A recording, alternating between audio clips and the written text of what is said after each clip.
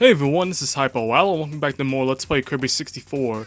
In the last episode, we completed the first half of Neo Star, and in this episode, we'll be completing the second half of Neo Star. Or so what they call it, Rockstar again. So for your first shard, you're going to need the drill ability, and thankfully they give you it right off the bat with Rock and Needle. And so I'm gonna just go ahead and just drill through everything, which will make this level go by a whole lot easier because it's very linear.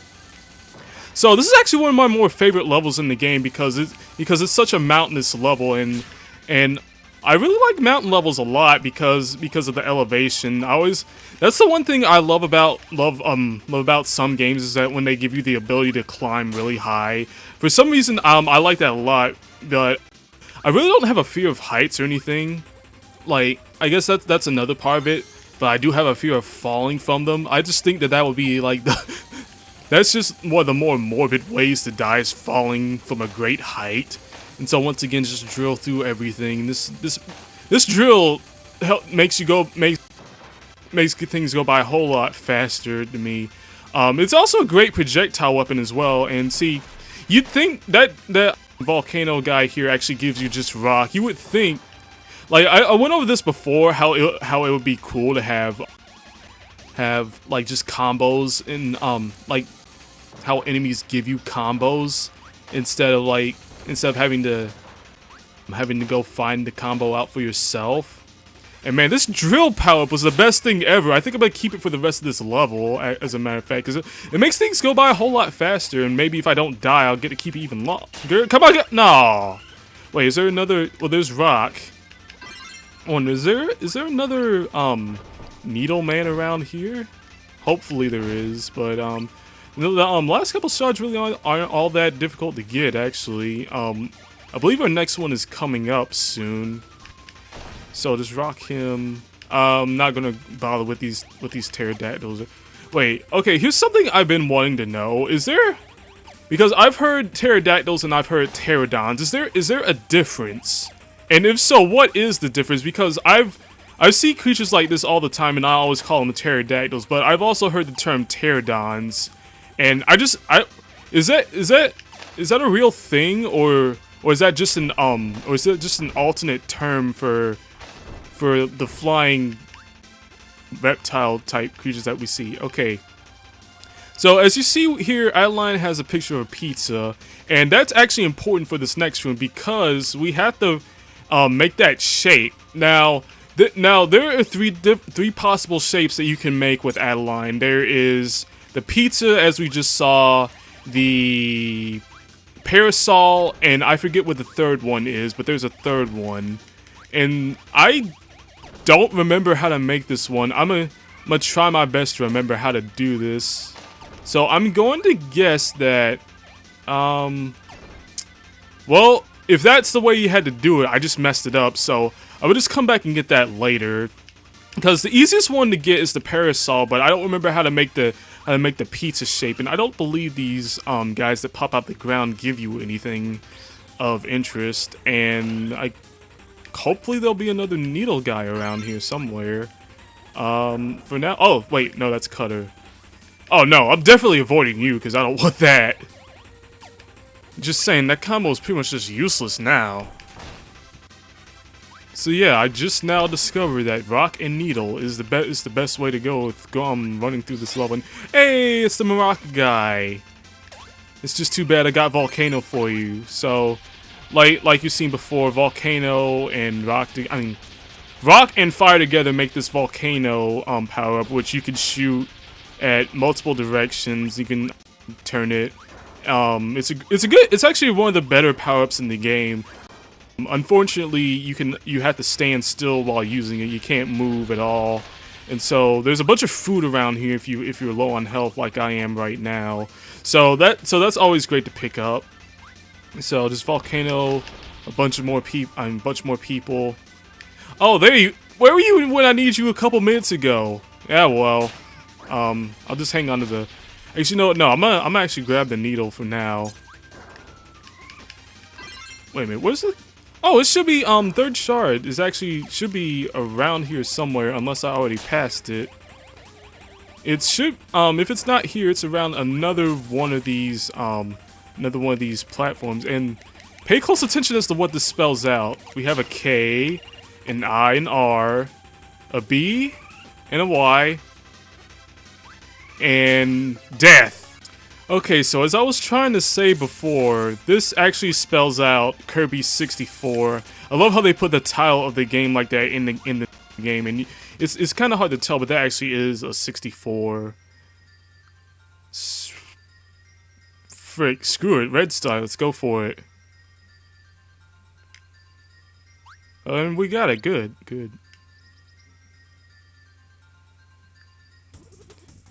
Okay, so now next up is this volcano level. Alright, so starting off, we have these falling rocks from the sky, and I don't think you can actually inhale them, so they're just basically just an obstacle, so you want to avoid them. And also, if you never played this game as a kid, basically the floor is lava and rock, basically, but mostly lava because the floor is lava.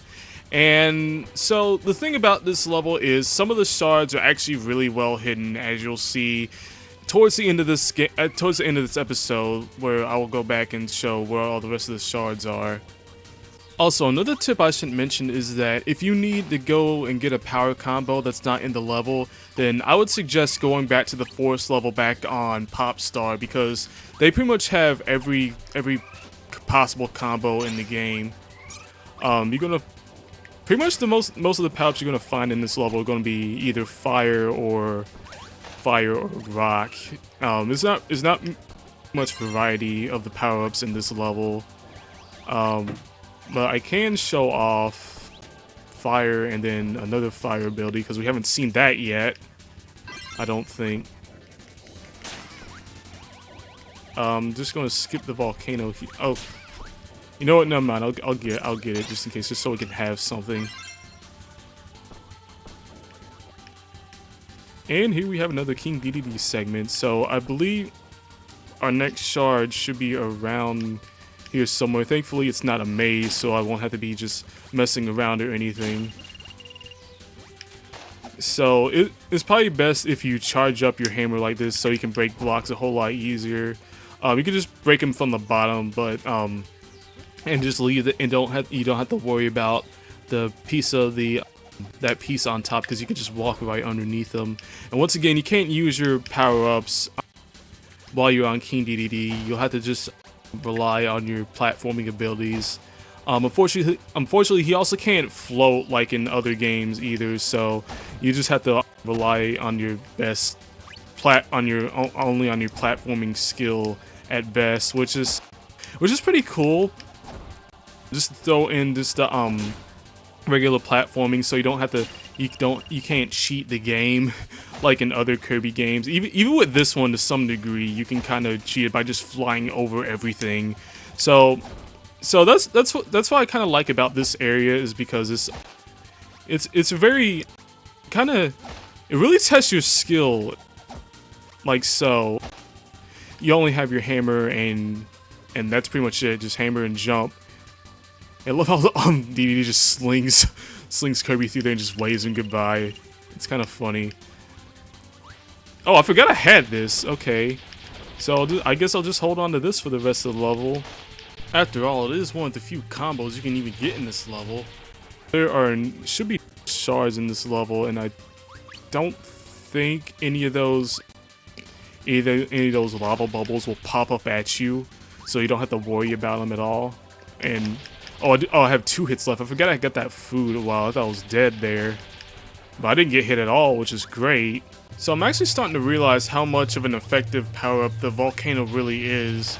I mean, I'm just glad that it can clear paths like this, where it can shoot in all directions, unlike a real volcano that can only shoot in one direction. But I kind of like how we're actually using a volcano power-up inside the volcano. Okay, so yeah, I don't think there was an area like this, but these brown birds will actually come at you and try to mess you up. So okay, I passed right through that one. I don't know how that happened. I think I'm gonna just disregard all the power-ups for the maybe not. Wait, does does this guy do anything, or is he just there? Yeah, I guess he's just there, so we can just throw him. I believe yes, they do give you fire, which is great. And just jump over the fire spouts. You can just slide under some of these, but not that one, because you'll fall in the lava. And that would be a great time to show this off. So what happens if you get 2 fires is that you'll start flying with this flaming phoenix type power up. It actually lasts a lot longer than your regular what is it? Your regular flame power up, and that's just the room. I don't think there was anything in there. I'll find out at the end of this episode, I guess. And here, okay, this is the room I was referring to with the rising. Well, now it's just coming at us horizontally. So this would be a great power up to use for this room, just to kind of similar how the drill was pretty effective last level. How it'll make you go through things faster. And I think I'm gonna skip over that food. Well, it's too late now. Lava already got it. Good thing I'm not dead. Well, I could have got that one. It would have been great if I would have got that one, because I'm gonna have to go through this one again if I'm not careful. Like so. I gotta say, that effect looks really cool. Okay, so this wasn't the room. This was the room I was talking about. Thankfully, we have a checkpoint there. Grab this one up over here if you want it. Now, the shard should be around here somewhere. Oh, pfft. Well now. Okay, so we lost our giant fire, I guess, or mega fire, whatever you want to call it. So I'm gonna just hold on to the needle here for a little bit, just to clear a path. And thankfully, this area, I mean, the lava will fly up rather slow. Okay, so here is our third shard. Is over here. If I can get it, come on. Also, thankfully, the lava won't kill you on impact, but it will hurt you, and it will It gets in the way, really, so let's just fly up out of here. Thankfully, we have the needle to make this a bit easier. Well, you don't even need the needle. You can just jump into other blocks, and that'll also clear a path. So just float your way on out of the volcano. So I am going to want a... Now, I know I'm not, I'll probably be fine with the boss, but I'll just make sure by getting this max tomato.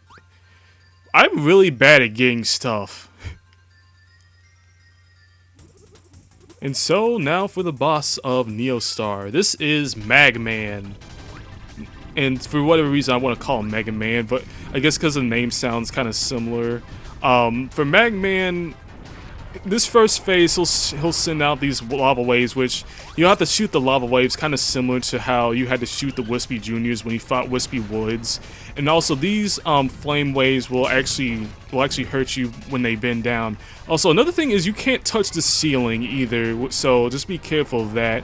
And then he'll also send out lava waves and, well, waves if you want to call them that. I'm not too sure if there is a power-up that would be rather effective for this fight. My recommendation is just to eat the potobos and just shoot them at the flame waves as they come at you. Unfortunately, they don't want to jump out when the waves are coming at you, so this is kind of a weighty boss, kind of. So this is one of the more, not difficult, but just, like I said, just one of the more, you just have to have you have to have some patience for this boss fight, really. At least for this first form, anyway. The second form is not that bad, but this first form takes a bit of patience, and also getting in the right spot as well. I guess if you had a projectile power-up, that would kind of make this go by a lot faster. Unfortunately, I don't have one on me. Oh wait, what? I thought I ate the. What happened there? Did I already spit him out? I guess I did. Oh well. Okay, so if I die here, I am just gonna go back and get some kind of projectile power up for this to make this go by a little bit faster. Okay, so that's the first form, but the second form is actually easier than the is actually a lot. It will go by a lot faster than the first form, really. But this next form, he'll come at you on land, and he'll basically just stand there, kind of similar to Wispy Woods and other Kirby games. So yeah, you could just jump over that whenever he spits out. Whenever he goes into that little lava puddle, you can do that. So your goal here is to hit him in the face, and whenever he charges up fire like that, you want to get up to as close to him as you can to avoid the fire. And let's see, so he'll lava puddle. Well, you can just jump. You can actually just clear that. There really is no need for just to hover over that. But get back here. So yeah, this is kind of what makes it. Oh yeah, he also has this falling rock attack. Just the goal here is just to suck up at least 2 at a time. Oh shoot! Oh, the dang! There I go. Okay, so I'm back, and I went back and got another projectile power up, and I just gotta say, Cutter and Bomb will be your best friend during the first phase of this fight. See, look at this! See, look at how easy this is. Oh my goodness, all I have to do is just sit there and just do this all day. And see, look at that. Look how easy that was with Bomb and Cutter. This is why this has got to be my favorite combo in the game, because it's such a beastly combo.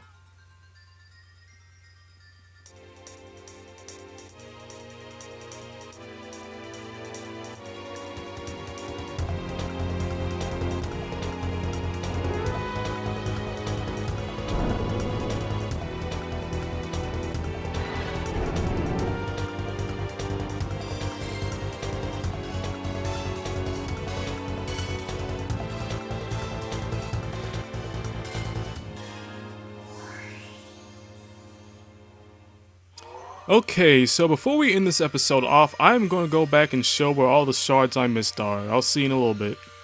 Okay, so thankfully Adeline's petting is a parasol. This is something I actually remember how to do. This was actually pretty easy. So all you have to do is about these first 3 rows from the bottom, you'd have to destroy everything except for the middle column. So just break all these and break this set of 3 here. You can even just line up yourself in the between 2 of them and break them even faster. And so float up here and then break off the corners until you hit the middle. If you mess up even one of these blocks, you'll have to start over. So that's why I'm being very that's probably why this is being why I'm not being as talkative as I want to be. So I can break that one, make sure I'm facing the right way. Okay, and then we can get rid of this one and just do the same for the other side.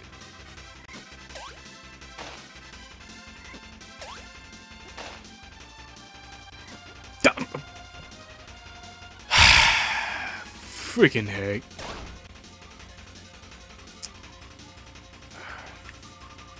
I believe if you go back, you can actually, this will actually reset. So I'm gonna try this again. Okay, thankfully it does reset, so let's try this again. And there we go. Finally. For like 3 or 4 tries.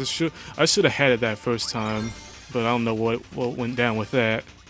Okay, and the final shard for this level was right here. Just drop down after that area with all the food in the holes, and that should be it.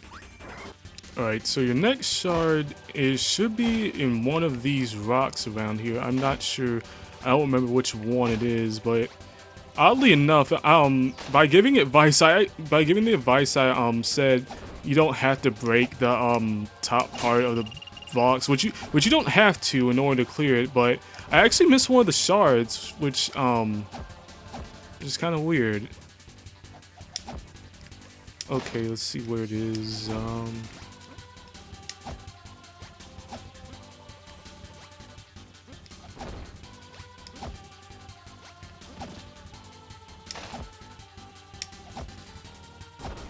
There it is. Okay, so this shard is not real specific, but you need both ice powers in order to get it, and I guess you have to float over that to get the shard. I don't know why that's there, but anyway.